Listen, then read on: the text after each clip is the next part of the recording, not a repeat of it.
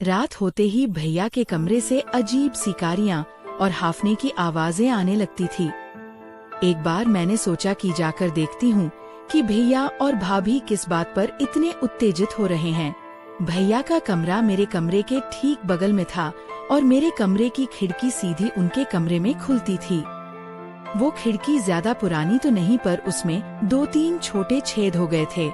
मैं उन्हीं छेदों से अंदर झांकने लगी तो देखा कि भैया भाभी से कुछ खास करने के लिए कह रहे हैं, पर भाभी मना कर रही थी।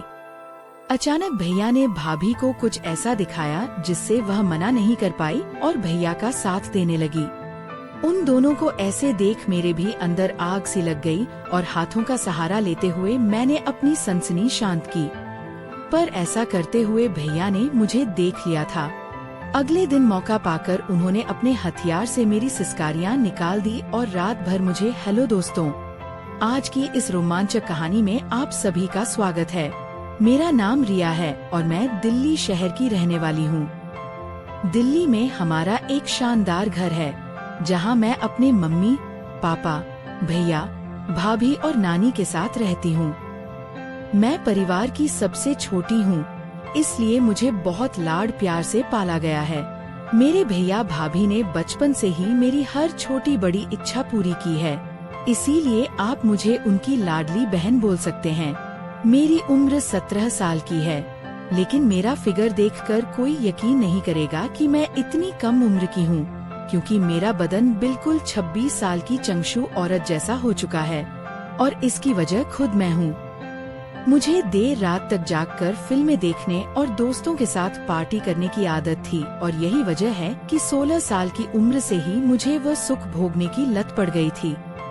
जैसा कि मैंने आपको पहले बताया कि मेरा घर बहुत बड़ा है जिसमें 6-7 कमरे हैं। एक कमरे में मेरे मम्मी पापा रहते हैं, दूसरे में भैया भाभी रहते हैं, तीसरे में नानी रहती हैं, जिनकी उम्र अब काफी हो गई है तो वह ज्यादातर समय अपने कमरे में ही रहती हैं। चौथा सबसे खूबसूरत कमरा मेरा है, बाकी कमरे मेहमानों के लिए या खाली रहते हैं।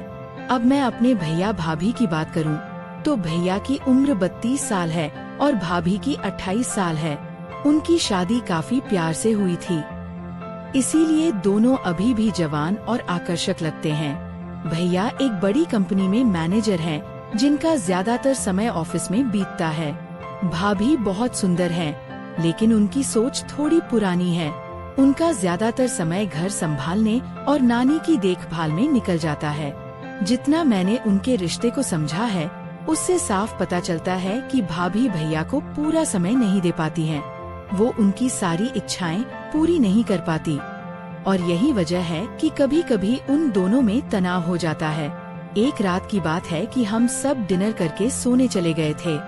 तभी अचानक मुझे भैया भाभी के कमरे से वो आवाजें आने लगी। उनका कमरा मेरे बगल में था, इसलिए सब साफ सुनाई दे रहा था और वह आवाजें तेज होती जा रही थी। दोस्तों, सबसे पहले वीडियो को लाइक कर दो और चैनल को सब्सक्राइब कर दो। चलिए कहानी में आगे बढ़ते हैं। सब्सक्राइब जरूर कर देना दोस्तों। ऐसा नहीं था कि पहली बार ऐसा हो रहा हो, लेकिन मैं जानना चाहती थी कि आज क्या बात है। पहले तो सोचा सीधे जाकर पूछूं, लेकिन फिर लगा कि वो शर्मा जाएंगे, इसलिए मैंने खिड़की वाले छेद से देखने का फैसला किया। पहले कुछ नजर नहीं आया, फिर मैंने लाइट बंद की और दोबारा छेद पर आंख लगाई। अंदर का मंजर देखते ही मेरे बदन में बिजली सी दौड़ गई। मैंने पहले कभी उन्हें ऐसे नहीं देखा था। भैया भाभी से कुछ स्पेशल करने को कह रहे थे, लेकिन भाभी मना कर रही थी। मेरी नजरें टिक गई और हटा नहीं पा रही थी। वह दोनों बातें कर रहे थे, लेकिन मेरा ध्यान उनके हर हरकत पर था। मेरा दिल तेज धड़क रहा था। थोड़ी देर बाद भैया ने भाभी को कुछ दिखाया, जिससे पहले तो भाभी नाराज हुई, फिर शर्मा गई। अब उन्हें भी उत्तेजना होने लगी और उन्होंने भैया को पास बुलाया। फिर वह दोनों पति पत्नी की तरह एक दूसरे में खो गए। करीब 1.5-2 घंटे बाद भाभी ने खुद को संभाला, लाइट बंद की और सो गई। अंधेरा होने से कुछ नहीं दिखा तो मैं भी बिस्तर पर लेट गई। इतना देखने के बाद नींद नहीं आ रही थी। मेरे दिमाग में वही सीन घूम रहा था। सोच रही थी काश कोई मुझे भी ऐसे प्यार में डुबो दे। यही सोचते मेरे अंदर भी सनसनी होने लगी। फिर मैंने पहली बार हाथों से खुद को राहत दी, क्योंकि उस वक्त कोई और था ही नहीं, पर लगा जैसे कोई मुझे देख रहा हो। ज्यादा ध्यान नहीं दिया और पुरानी यादों में खोकर आधे घंटे तक खुद को सहलाती रही और थककर बिना कुछ पहने सो गई। अगर दोस्तों कहानी आपको इतनी अच्छी लग रही है तो सबसे पहले वीडियो को लाइक करो एंड चैनल को सब्सक्राइब करो, और जो सब्सक्राइब करेगा मैं उसे अपना नंबर भेज दूंगा और रात को स्पेशल कॉल करूंगा। जल्दी सब्सक्राइब कर दो दोस्तों। चलो कहानी में आगे बढ़ते हैं। अगली सुबह भाभी ने पुकारा, रिया बेटी उठो, सुबह के 7 बज गए, कॉलेज नहीं जाना क्या? उनकी आवाज से आँख खुली और मैं वॉशरूम भागी।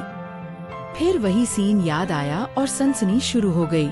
इस बार शावर की मदद से शांत हुई और अच्छा लगा।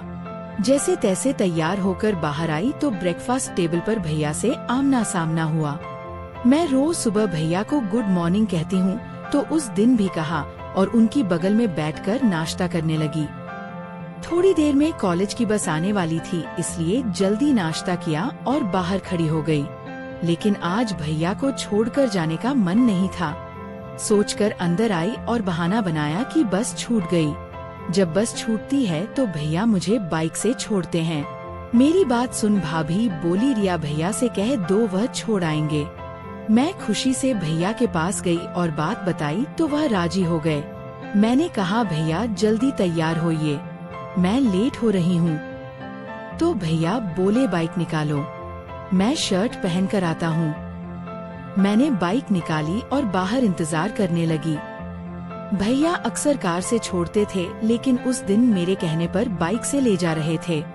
दोस्तों यहाँ तक प्लान सफल था, लेकिन आगे का प्लान रिस्की था, पर मुझे भरोसा था सफल होगा। मैं पीछे बैठी और हम कॉलेज की ओर चल दिए। मेरा कॉलेज घर से करीब 12 किमी दूर था। रास्ता लंबा था और सुबह का समय होने से रोड सुनसान थी।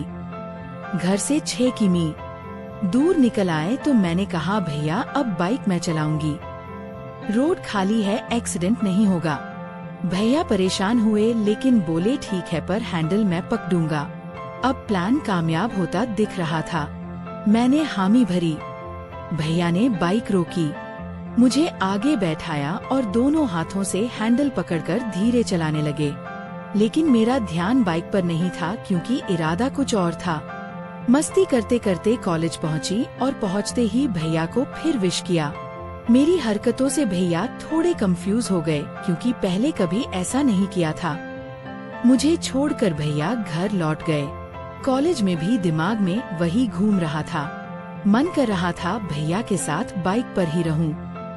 पता नहीं क्या हो गया था, ऐसा तूफान उठ रहा था कि भैया के साथ ही सब सोचने लगी थी। खैर आगे बढ़ते हैं। मन की इच्छा लेकर घर पहुंची। उस वक्त 2 बज रहे थे। घर में नानी के अलावा कोई नहीं था। भाभी बाहर गई थी। भैया ऑफिस में थे। कॉलेज से आकर फ्रेश हुई, थकी थी तो बेड पर लेट गई और कब सो गई पता नहीं। आँख खुली तो शाम के 5 बज रहे थे। नहाकर कपड़े बदले और उस दिन कुछ खास पहने थे। अब भैया आने वाले थे, लेकिन भाभी का पता नहीं था। शाम 7 बजे डोरबेल बजी। मैं दौड़ कर गई, दरवाजा खोला। पता था भैया हैं। दरवाजा खुलते ही भैया मुस्कुराए और बोले, रिया आज तो बहुत हॉट लग रही हो। ये सुनकर खुशी हुई, क्योंकि प्लान सफल होने वाला था। अंदर आकर भैया फ्रेश होने गए। ऑफिस से आकर भैया कॉफी पीते हैं, इसलिए मैं कॉफी बनाने किचन गई। थोड़ी देर बाद भैया फ्रेश होकर किचन आए और बातें करने लगे। मैंने मुड़कर देखा तो उनकी नजरें कहीं और थी। लगा इच्छा पूरी होगी और मैं ऐसे ही खड़ी रही। कॉफी बंद कर दी और बाथरूम जाकर खुद को शांत किया। बाहर निकली तो भाभी आ चुकी थी। उन्हें देख गुस्सा आया, क्योंकि इच्छा पूरी होने वाली थी, अब नहीं हो पाएगी। भैया को इच्छा बतानी थी जो भाभी के सामने नहीं कर सकती।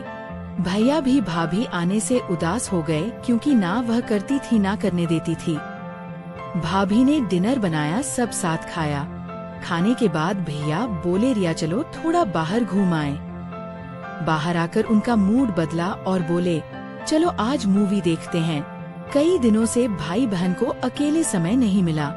मुझे भैया पर बहुत प्यार आया कि वह अकेले में समय बिताना चाहते हैं। फिर हम बाइक से मल्टीप्लेक्स गए और रास्ते में भाभी को फोन कर बताया कि मूवी देखने जा रहे हैं। मल्टीप्लेक्स में पुरानी फिल्म लगी थी, इसलिए भीड़ कम थी। हॉलर में 40 से 50 लोग ही थे। भैया की समझदारी पर खुशी हुई। नई फिल्म में भीड़ होती, अच्छा समय नहीं मिलता। भैया ने महंगे टिकट लिए।